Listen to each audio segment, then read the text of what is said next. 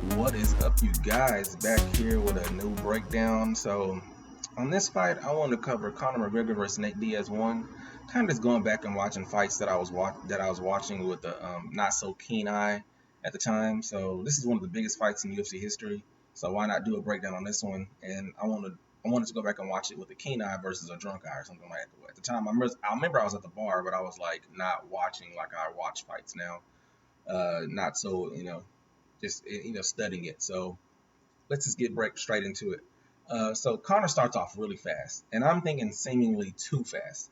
I'm thinking this may be why he gassed out. This is probably part of the reason. That it could have been also because of leg kicks to the body. He got knee to the body in the clinch. And this overall output, he was just we know that until this fight it was round two when he got finished, and he basically just gassed like all together because we'll get to that later. So like I said, Connor seemingly starts off too fast. He starts throwing leg kicks and looping overhand lefts to start the first round.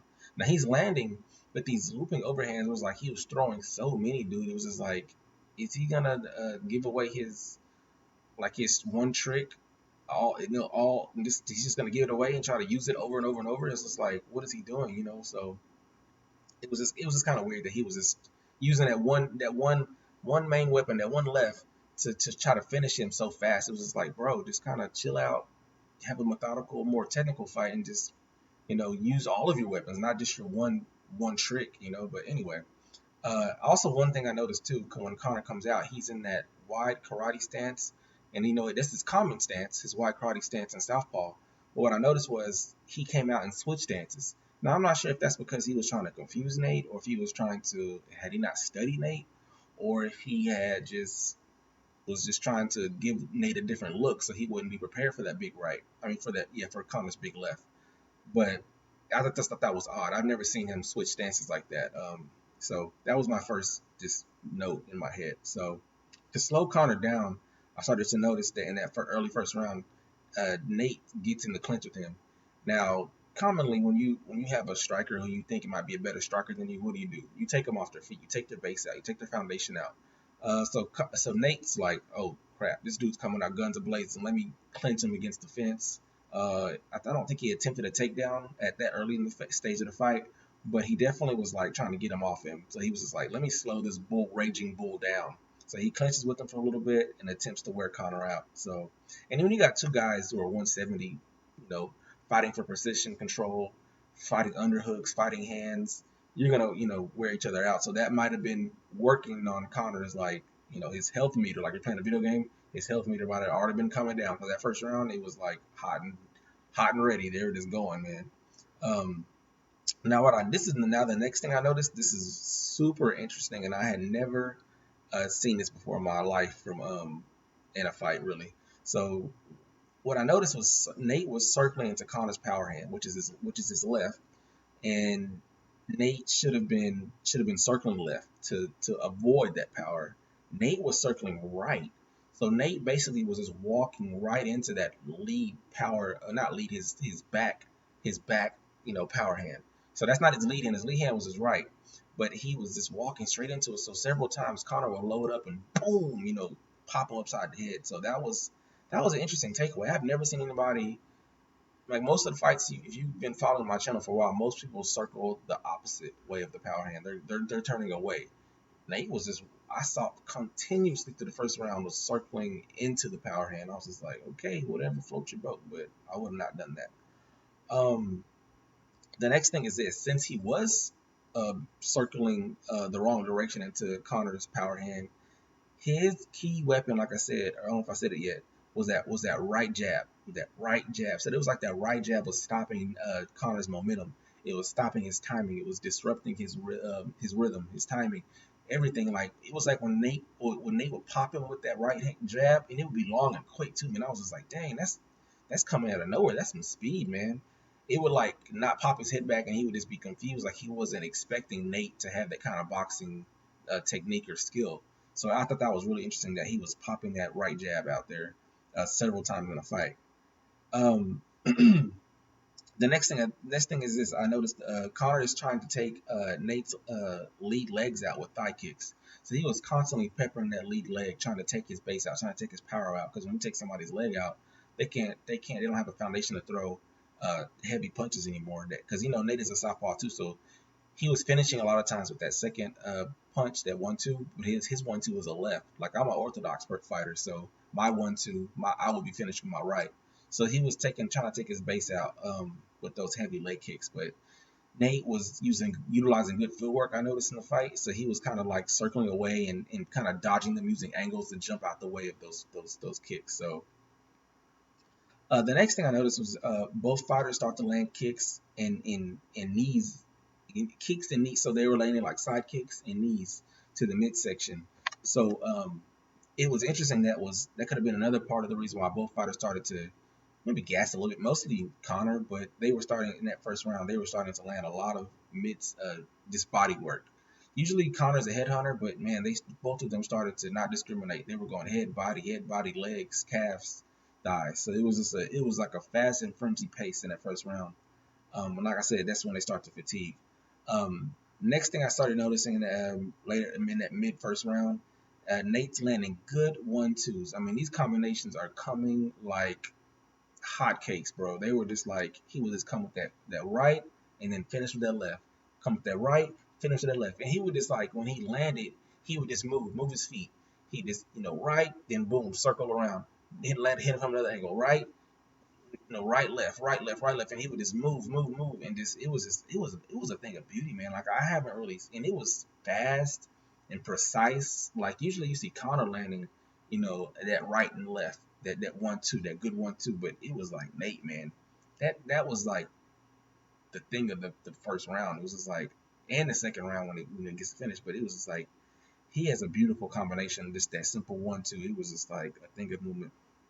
Another thing I noticed too was Conor was not utilizing good head movement when it came in majority of the first round.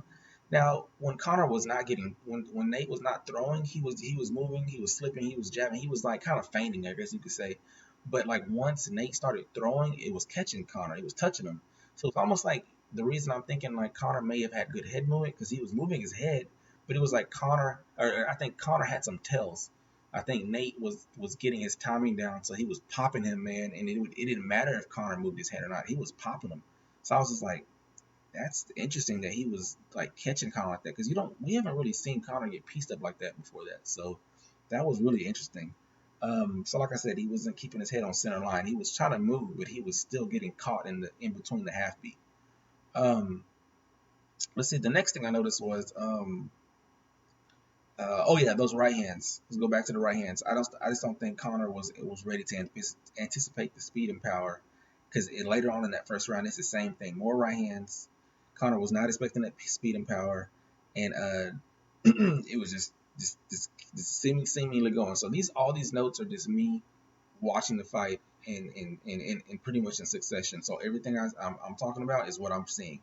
The next thing I noticed in the first round was Conor was really loading up on his left hands and uppercuts. He was trying to throw that. He was trying to finish the fight with that left uppercut over and over and over, and he's loading up on it. He's telegraphing it. And then he was loading up on those big left overhands. He's telegraphing it. He's like literally winging them. I was just like, I'm not even a professional fighter, bro, and I would have saw those coming from across America. I would have saw those coming from Ireland, whatever. So I was just like, man, he needs to like not have so many tells. Like, he needs to either feint and then throw maybe a right jab and then come with the left, his power hand, or he needs to hit feint like Izzy and then come with the hook or something. Like, he was just like trying to land the home run knockout the entire fight, because I think Conor that's just how he is, and he gets excited. I think he gets emotional. He just starts to try to finish these guys with his biggest weapon, his one trick, and it's just like that.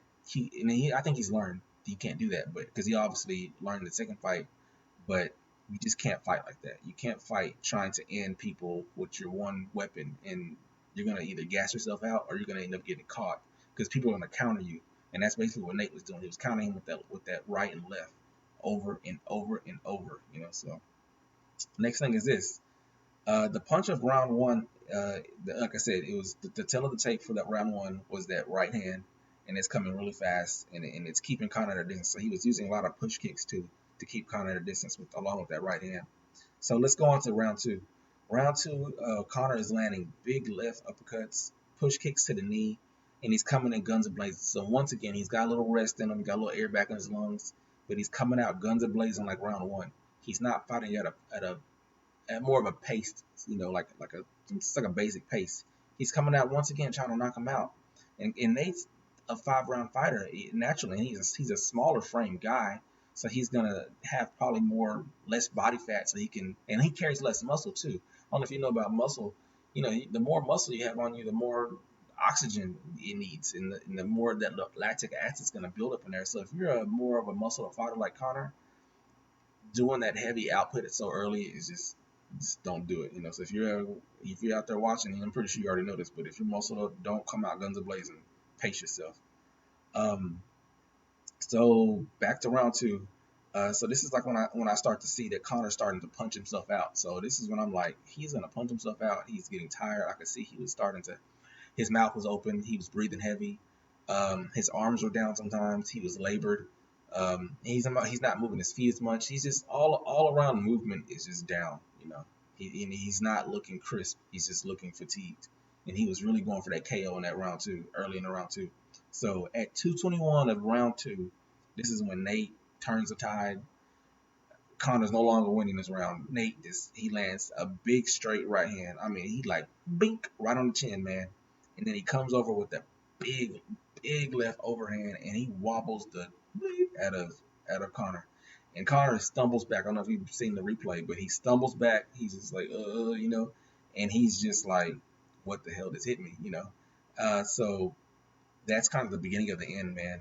Uh, Nate comes in on him, he rushes him, and just continues to pour it on those combinations. He goes, he rips the body, he rips the 1-2 to the head.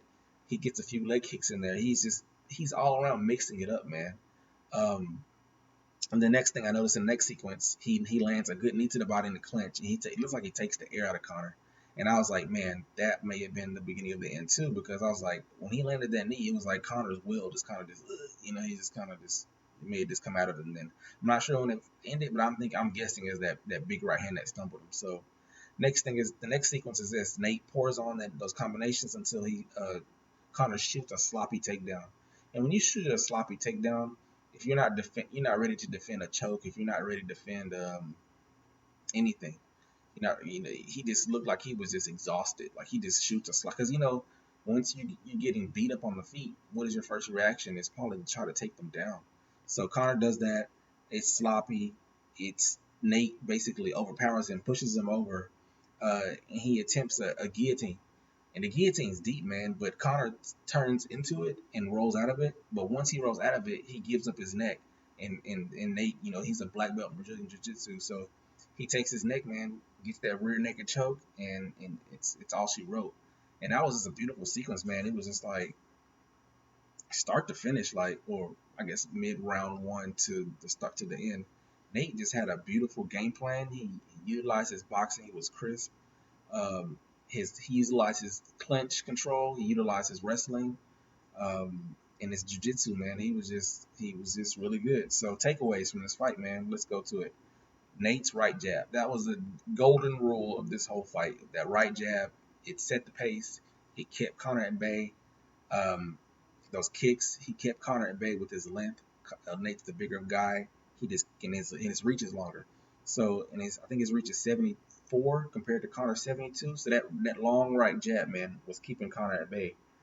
Just that height and length, man. Another takeaway I got from this fight was it was a new weight class for Conor. I don't think he had ever fought at 170 professionally. I don't think he had been training cardio at 170. I know he said that like later on, like in an embedded, that he hadn't trained. He hadn't trained at welterweight cardio because there's different type of cardios apparently for each weight division. So that's what he was saying. He didn't train correctly. Sorry, I lost my place here. The next thing was, that was it. Nate, another takeaway next thing I was gonna say is Nate was rolling with the punches. He was shoulder rolling with the punches. He was using the slipping head movements. He was weaving punches. But he was mainly like when Conor would throw that big right, big left, he would just kind of just roll into it. He would just kind of like, so it was taking a lot of the the heat off of it. So it was just like that's a really good maneuver when if you don't want to get hit cleanly, like directly on the jab or chin or temple, roll with the punches, man. This the whole thing won't hit you. So that's one thing I noticed was he was rolling with the punches and flipping and moving. Um, the next thing was Diaz just had a good game plan, like I said, clinch, good right left combinations, that right jab, his wrestling, and then he had good jiu-jitsu with the finishing choke. So let's go to the stats. Nate was the bigger fighter at 6 foot, and Conor was only 5'9", or is only 5'9". And like I said, Nate had a 74 reach advantage to his 72. So from the get-go, it was just a bad matchup. Nate's just a taller fighter. He can see, this downrange. He can just doop doop doop. He's just the best. And I'll discuss the route fight too later. I'll just do another fight, but I'll talk about that later. But let's go to the stats real quick before I finish out. Conor total strikes. He threw 145 strikes. That's a lot, man, for 2 rounds, and he only landed 66 of them. So that's 45%. That's pretty good clip rate. And then Nate, uh, he landed 89, but he threw 169. So both of these dudes were throwing hammers, man. They were throwing haymakers. Significant strikes. Nate once again had the advantage, 77 out of 152, so that's 50%. And Conor was 61 out of 140, so that was 43%. Takedowns. Nate was 1 for 1. Conor was 0 for 1.